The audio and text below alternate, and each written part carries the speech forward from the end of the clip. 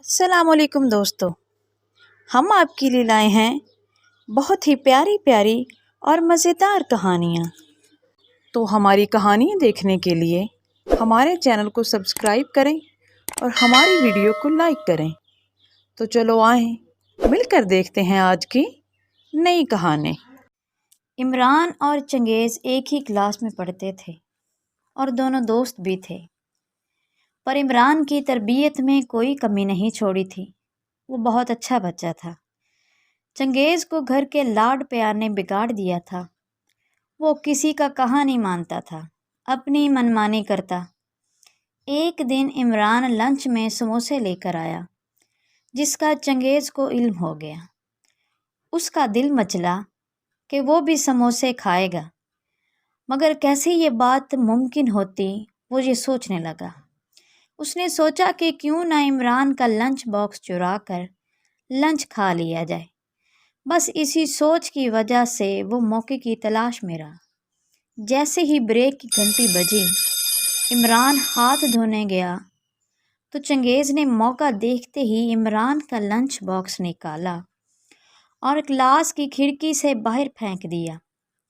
وہ کھڑکی پچھلے میدان میں کھلتی تھی، جہاں پہ زیادہ لوگ نہیں جاتے تھے۔ اس طرف صرف خاکروب ہی جاتے تھے۔ عمران واپس آیا تو کلاس خالی تھی اور لنچ باکس غائب تھا۔ عمران یہ دیکھ کر بہت پریشان ہو گیا۔ وہ دن بغیر لنچ کیے ہی اس نے گزارا۔ چنگیز لنچ میں انڈا پراٹھا لایا تھا، مگر اس نے نہ وہ خود کھایا اور نہ ہی پریشان پھرتے عمران کو دیا۔ اس کا دماغ تو سموسے کھانے میں ہی لگا ہوا تھا۔ بریک کے بعد عمران نے ٹیچر کو اپنا مسئلہ بتایا۔ ٹیچر نے سب بچوں کے بیگ میں تلاشی لی، لیکن کسی بچے کے بیگ میں لنچ باکس نہیں تھا۔ عمران بہت پریشان ہوا، لیکن اس نے خاموشی سے وہ وقت گزار لیے۔ چھٹی کے وقت وہ بس میں چلا گیا۔ چنگیز سب بچوں کے جانے کا انتظار کرنے لگا۔ جیسے ہی سب گئے، وہ پچھلے میدان میں لنچ باکس اٹھانے کے لیے گیا۔ وہ چاہتا تھا کہ لنچ باکس اپنے بیگ میں ڈال کے گھر چلا جائے اور امی سے چھپ کر سموسے کھا لے، پھر کل لنچ باکس واپس رکھ دے گا۔ اسے پچھلے میدان میں جانے کے لیے کافی چلنا پڑا۔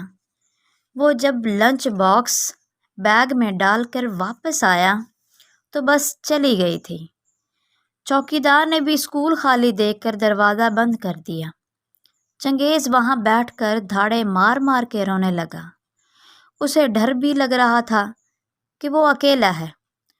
اس کو چوری کی سزا مل گئی، اب وہ پچھتانے لگا۔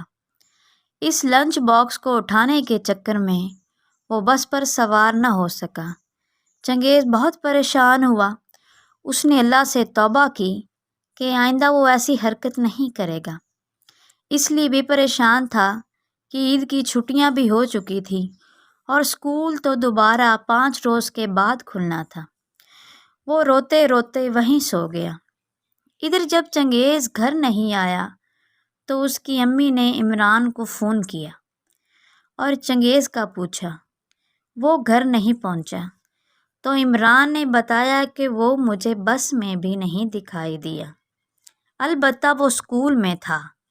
ادھر عمران بھی پریشان ہو گیا۔ پھر چنگیز کے ابو اور عمران کے ابو اور عمران مل کر ڈھونڈنے کے لیے اسکول گئے۔ چنگیز کے ابو اور عمران کے ابو بھی آپس میں بہت اچھے دوست تھے۔ وہ اسکول پہنچے اور چوکیدار سے اسکول کا دروازہ کھلوایا تو چنگیز سامنے لیٹا ہوا تھا اور اس کے ہاتھ میں عمران کا لنچ باکس بھی تھا۔ چنگیز کے ابو نے اسے اٹھایا اور گھر لے آئے۔ پھر چنگیز نے عمران اور سب سے معافی مانگی۔ عمران نے بھی اسے معاف کر دیا اور دونوں نے عید پر ایک دوسرے کے گھر آنے کی دعوت دی۔ پھر دونوں خوش ہو گئے، پھر مل کر سموسے کھانے لگے۔